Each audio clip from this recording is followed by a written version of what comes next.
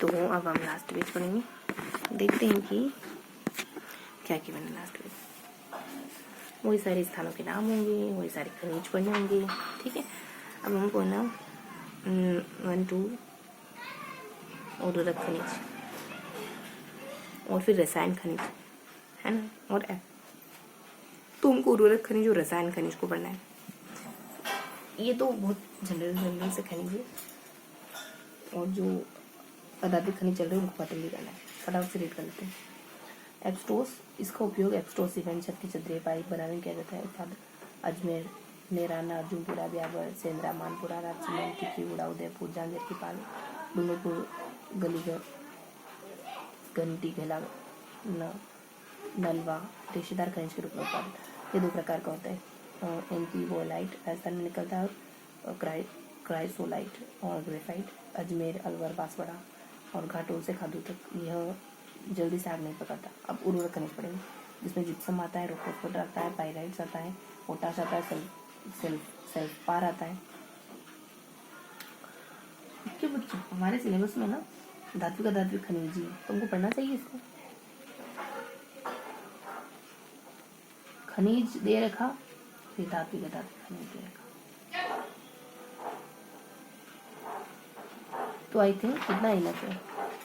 Syllabus अपना बिल्कुल complete है। अब ना अपन मिट्टियों को पढ़ते हैं, वो थोड़ा सा जान लें फिर आगे बढ़ जाते हैं। ये एब्सटोस, ये धात्विक खनिज है ना, इसलिए कि एब्सटोस का उपयोग एब्सटोस से ट्रिक बनाए थे ABRUD, ये डी, ये सी का काम कर रहा है। इसको घुमा दोगे तो सी बन जाएगा।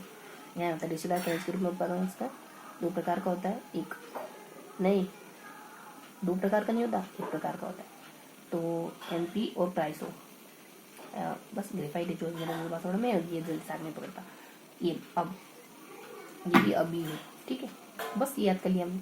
तो ये पाइप में कई में एब्सटोस का उपयोग सीमेंट में, सीमेंट में तो और भी किसी का होता है, छत की चदरें, पाइप, ठीक है। तो दोनों को ध्यान रखेंगे कि हमने ABCD करा, तो ABUC ABKUD ऐसे करके पढ़ा हमने। यहाँ अभी हमने AB है, जिप्सम जल्दी से आगे पकड़ता, और ये छत है, चद्दर है, पाइप है, ये सब बनाने में इस्तेमाल होता है। इसके 2 प्रकार है, कैल्सानाइट और AB करके है, मतलब कुछ एम्फीबोलाइट और सोलाइट, अब देख लेते हैं इस स्थानों के नाम क्या। ABC है, अजमेर है, अलवर नहीं है, यहाँ पे वो है ब्यावर, राजसमंद, अच्छा ये नहीं आ रही, उदयपुर, स्थान का नाम है लाडला अर्जुन, अजमेर हृदय होता है ना, तो हृदय कौन है, कुंती का हृदय कौन है, अर्जुन। ब्यावर, सेंद्रा, मान रख लेना यार, ब्याह कर लेना यार, है ना। कोई पिताजी कह रहे, ऐसे गाँव में होता है ना जनरली ऐसा। राजसमंद पसंद, तीखी सब्जी पसंद। उदयपुर में झांझरिया, ये सॉन्ग, आप उधर उदयपुर जा रहे थे, ये वाला सॉन्ग बज रहा था। डूंगरपुर घंटी, और पहाड़ पर चढ़ रहे थे उस समय, जब जानवर पहाड़ पर चढ़ते तो उनकी गले की घंटी लगती, ठीक है। तो ऐसे अजमेर, हृदय, अर्जुन, राला, ब्यावर कर लेना, इंद्रा, मान रख ले। पसंद है, क्या पसंद है, तीखी। यू उदयपुर, झांझरी, डी डूंगरपुर घंटी। किसानों के नाम ध्यान रख के मेनली। तो अब मिट्टियां पड़ेंगी राजस्थान की, पहला पेज पढ़ना है।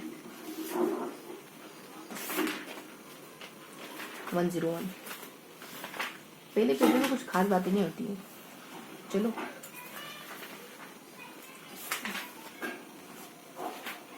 राजस्थान की मिट्टियां, मृदा संसाधन, है ना।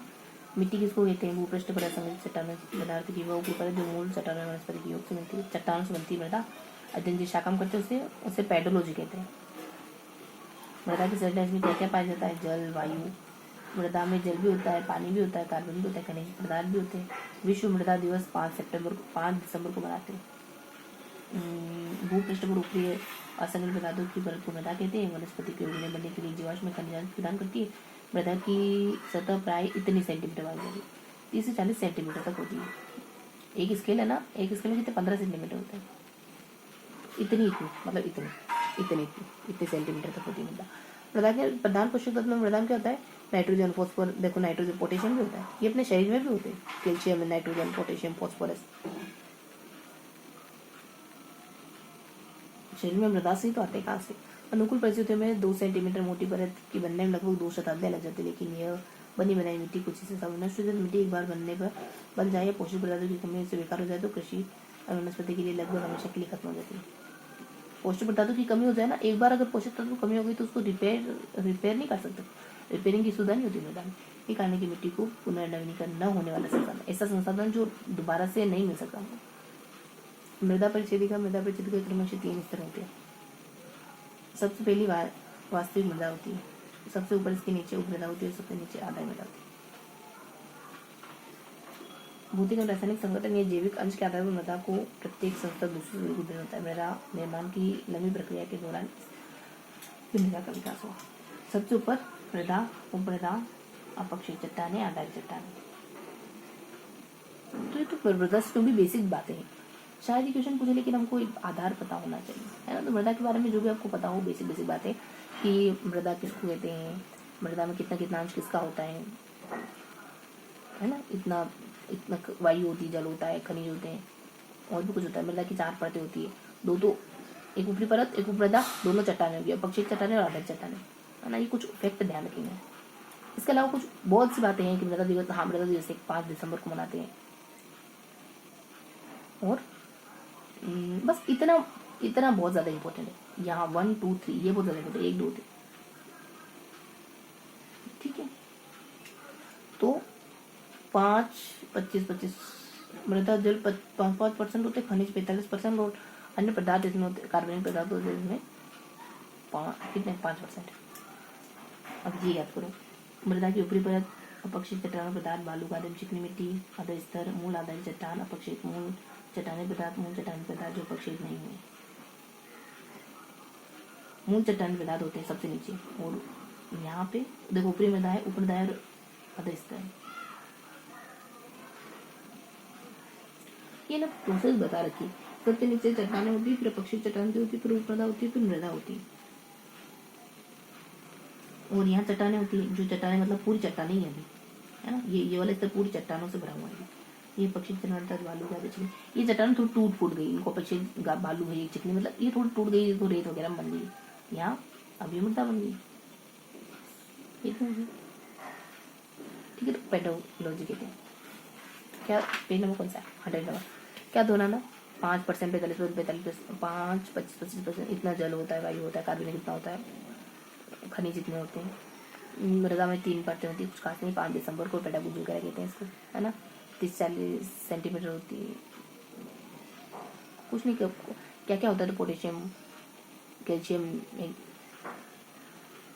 Potassium, nitrogen, phosphorus. तो मृदा से जुड़ी बेसिक बातें हैं, है ना। मृदा में कितने कौन कौन से तत्व पाए जाते हैं, मृदा की परतें क्या होती है, कब दिवस मनाते हैं, मृदा के दिन को क्या कहते हैं, मृदा कौन से पोषक तत्व पाई जाती है, सब एक बार और दोहराएंगे। मृदा की परतें, मृदा दिवस, मृदा में खनिज तत्व वगैरह, मृदा में क्या क्या पाया जाता है, और इसके अध्ययन को क्या कहते हैं। पढ़ना था, अब क्या करें यार, इससे पहला पढ़ लेते हैं। पढ़ना था तो पहला पेज टॉपिक में है अपने, जो सिलेबस में हो तो वो तो पढ़ना ही है अपने, है ना। तो ये था अपना 101, जिसमें हमने मृदा के बारे में पढ़ा। यहाँ में फिर यहाँ वो चट्टाने वगैरह, यहाँ कुछ फैक्ट है, इस तरीके से कुछ बेसिक बातें। क्वेश्चन मार्क कहीं है, दोहराए वापस से कि मृदा में इतने परसेंट यही होता है, मृदा की परतें यही होती है। 5 दिसंबर पेडागोजी, और पोटेशियम, फॉस्फोरस, कैल्शियम ये सब पाया जाता है। 30-40 सेंटीमीटर होती है ये सब, ठीक है। तो ये था आज का पूरा सेशन। मिलते हैं डिवीजन के साथ अगले सेशन, तब तक के लिए जय हिंद।